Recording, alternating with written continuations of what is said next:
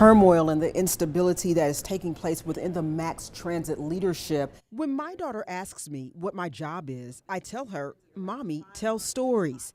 It's what I've dedicated my life to for the last 20 years. I'm the interviewer, never the subject. Until one morning in late March, when I stumbled across this post on Facebook. A picture of me, my hair blowing in the wind. The caption, "She need to be fired." This expletive's had been expletive for years. The post alone stopped me cold. Reading the 200 plus comments that followed, that brought me to tears, as I described to psychologist Dr. Josh Claypo. So, you said you were shocked and you were hurt, but go a little beyond that. I can't say I was angry. I wasn't mad. I was just like, why? Okay. What gives you the right to do this? Why do this? What is the benefit to you? The post called me a monkey, Chewbacca, and worse. From people I don't even know. Some I attend church with joining in. My daughter, they dragged her into it as well. A few days later, a second post popped up. This time, WBRC was tagged in it, so now my coworkers and my supervisors could see the whole thing. But I think what got me was, again, the piling on effect. And I think that's one of the problems with social media, is that people can be what I would phrase as cowards behind the keyboard. They feel that they can say whatever they want to say and it has no impact. So I just kind of dealt with it on my own for several days. I mean, I didn't tell anybody, I didn't talk about it because it's embarrassing. But then my stylist, Lisa Carter, reached out. The commenters had tagged her in the post too. And I was like, oh my God, how can somebody actually do this to another person? You're not even realizing the words you put down there. What are you saying? How did you know that this had sort of affected her? She was hurt, she was sad, and she was a little bit more quieter. She wasn't really her same jolly, jumpy self like she is. Of course, the news didn't stop because of the bullies, but for about a week, I would hear them in my head every day when getting ready for a live shot, or I'd hear them at church, in the mall, when I was with my daughter. And honestly, I became afraid.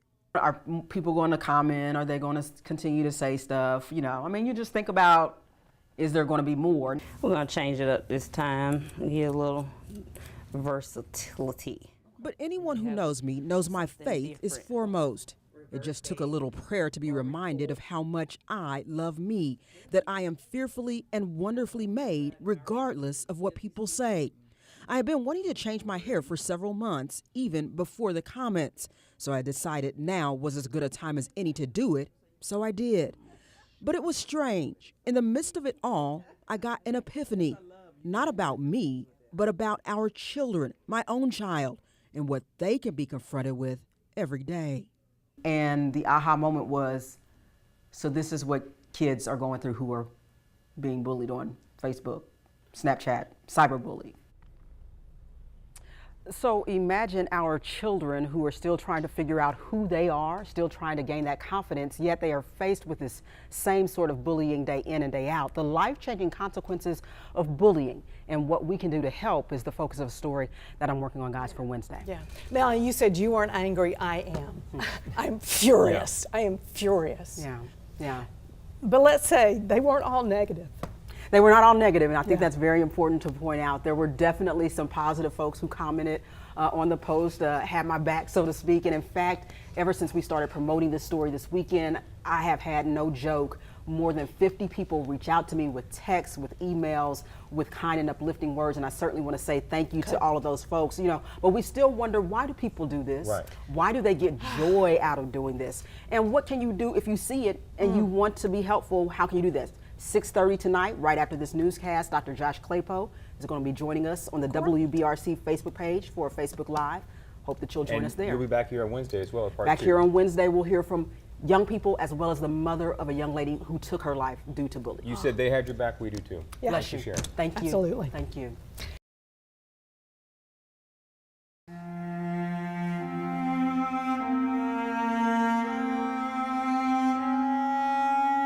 What we heard that was being said was that she was a fat bee. I mean, that's what they called her. They would throw They would throw spitballs at her. They would knock her books out of her hands. Those were the daily torments Alex Moore faced.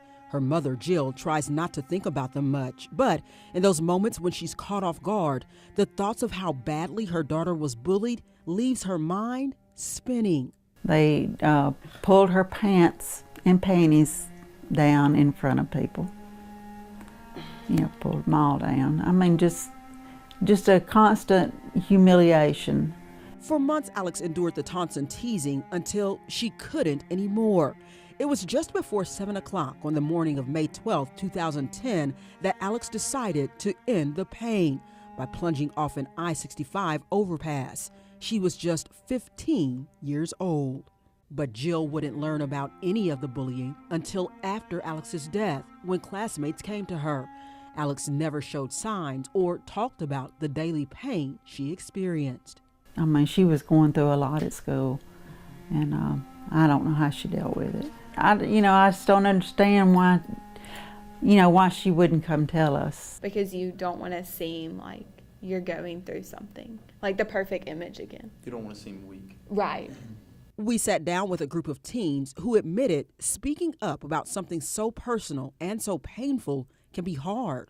Is now ganging up together against you, and you feel more alone, and you feel all those emotions, and you feel like you can't trust anybody. Part of that, these students say, is the anonymity, especially cyberbullying, allows. Bullying is not what people think it is anymore. It's a lot more secretive, and it's a lot meaner than I think people make it out to be. And they say it can be about anything that doesn't meet what is deemed as the correct high school standard. Like, if one kid doesn't wear like the correct brand, or if they don't look a certain way, or if a girl shows up to school without makeup and she doesn't look like she normally does. They try to put you in like a select group that based on how you're coming to school will be.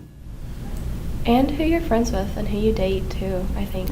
And you kind of feel like no matter what you do, it's never enough. So we asked them, what can we do as parents, teachers, community members to help them navigate those stormy waters? One suggestion, try to put yourself in their position and consider how you would feel, how your teen self would have felt if you were the victim.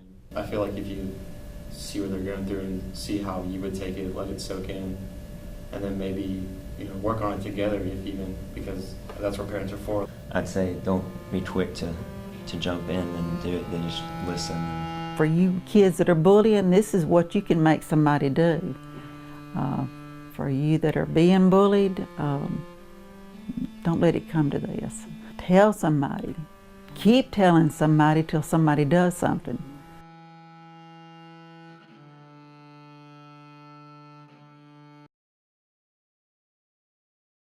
And I'm here to say, yo, I'm a leader in our community. Mocking people is not cool. Mocking people is unacceptable. Birmingham Mayor Randall Woodfin doesn't hold back on how he feels about the topic. He candidly admits that I was on the smaller side. I was on the skinny side. I was on the nerd side. So think about that, right?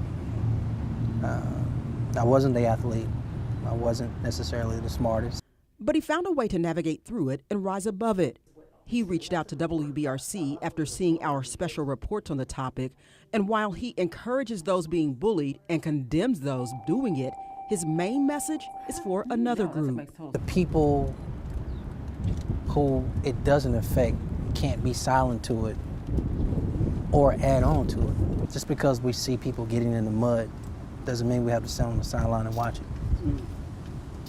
We can blow the whistle, we can wave the flag, we can say, hey, time out for this. This is bad. We can be better.